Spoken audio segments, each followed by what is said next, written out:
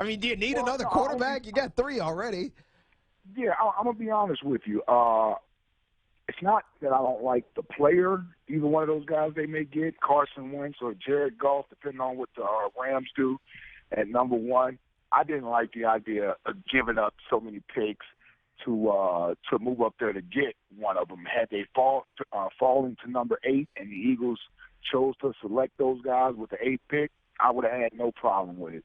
And I think a lot of fans feel more so that way than they do about whether or not we just mortgage the future, quote unquote, for a potential quarterback that's not going to amount to anything. See, the problem with us as Eagle fans is we're conflicted with our emotions. No one or very few are all in love with Sam Bradford. Yep. The idea of Sam Bradford being your guy.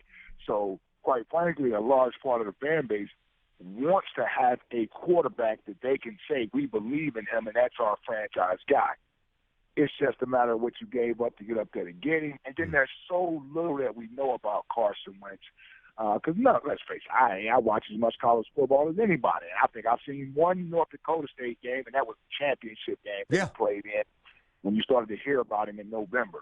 Other than that, I can't tell you a whole lot about Carson Wentz. I can tell you more about Sam Bradford, and I can tell you that I'm not all that happy with him being here past this year. So, it's one of those wait and see, but you know the knee-jerk reaction. You're right. It is you probably got more people that had a knee-jerk reaction in a negative way about this trade than they did in a positive way. But I will tell you this, typical fans, some of that has died down once we've had a chance to sleep on it and wake up the next morning and then start to think about it again. Yeah. But there are those few out there that still don't like the move, think we gave up too much for a relatively unknown commodity, which looks like is going to be Carson Wentz. Yeah, no, here's the thing that we just were talking about, Ike. What do you think Sam Bradford's reaction is going to be? Not his initial reaction, which is, I'm going to fight, I'm going to win this job. But if it ultimately becomes clear that they are basically drafting his successor in 2 years, what's his reaction going to be? Yeah, he can't be happy. There's two things I'm imagining this plan with Sam Bradford right now. The first thing is, his inability to find the deal that he wanted long-term when free agency hit. He signed this short-term deal with the Eagles. He had to know that this was a lack of a true commitment to him down the road. But as a competitor, Tiki, I know, we feel like if you're going to put us in there, even under a 2-year deal, I'll change your mind within those 2 years with my play on the field. Yes. Now it looks as if unless he takes the Eagles to the Super Bowl this year, no matter really what he does, he's going to be moved after this year. He has 1 year to be here, and then Carson Wentz is going to be the guy there next year. So I can't imagine Sam Bradford is too happy that he committed to coming here thinking that he would have another opportunity to really sell himself as a long-term solution here.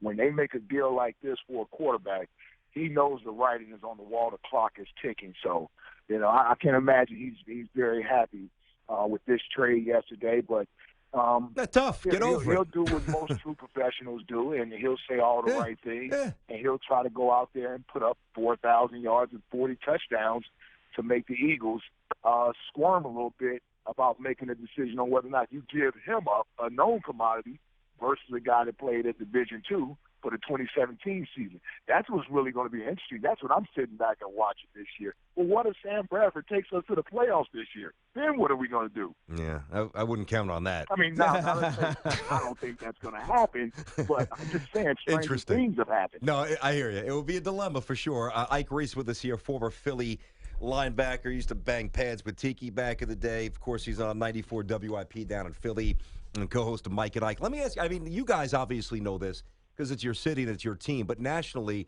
I'm not sure that everybody's aware that the new coach, Doug Peterson, when McNabb was drafted back in '99, Peterson was basically the punching bag before they could get a little bit around McNabb and kind of ease him into it.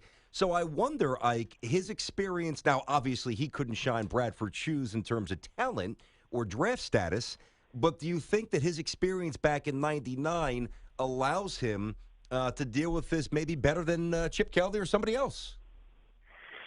Yeah, I think so.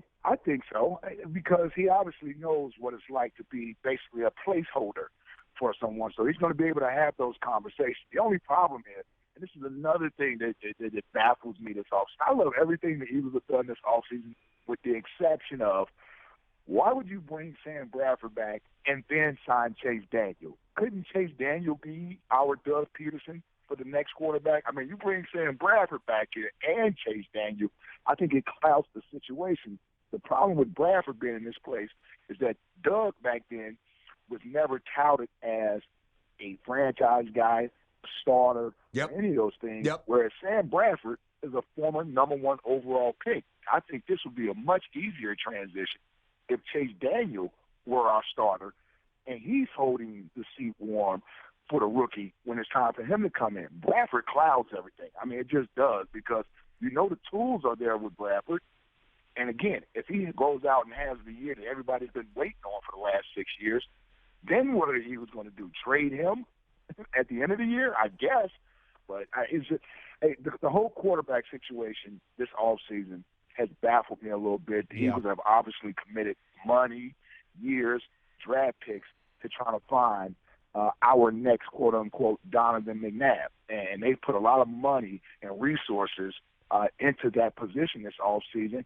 And quite frankly, from the outside looking in, we still don't have a sure thing there. Yeah. I mean, we still do not have a sure thing at the quarterback position. Yeah, no, that's frustrating. Yeah, I want to get your take, because quarterbacks can overplay their hands. They can say, I want this and that and the other thing, and ultimately it seems like they're going to get it. Cornerbacks on the defensive side of the ball ultimately can't. What are your thoughts on Josh Norman and really Carolina saying, good riddance, we don't need you? I'm shocked by that. I mean, listen, I know Josh Norman had been in the league for a few years, and last year he had his quote-unquote breakout season. Certainly could have made the argument he was the top cover corner in the league last year playing on that defense. But Carolina knows him. And, yeah, you can overplay your hand when you're playing a position that isn't as important as the quarterback position. And I don't know about the negotiations that went on, but I'm assuming they thought they had offered a fair deal to him, considering his track record as a player and what they project him to be forward. The thing with a team like Carolina, like Josh Norman does not make the Carolina defense. That's a good defense. And they're going to find a corner to put in there because they have so many other good players. And that's where Josh Norman didn't necessarily, I believe, read the situation correctly.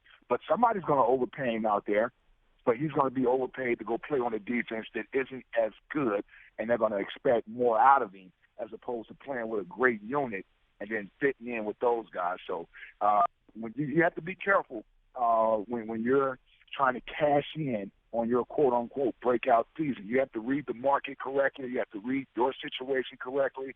And somebody's going to overpay him, but he may not have the success as a player, a team player, that he had with the Carolina Panthers, who's going to be good for the next few years. Yeah. I mean, it all depends on where he go. He may go to Jacksonville and never see the postseason again. That's what I. Whoa. Yeah. I'll bet you right now, Ike, that the Jaguars win more than the Eagles. There's no doubt in my mind. What do you mean not going to the postseason? Jaguars are ready, man. You kidding me? I'm serious. He thinks I'm kidding.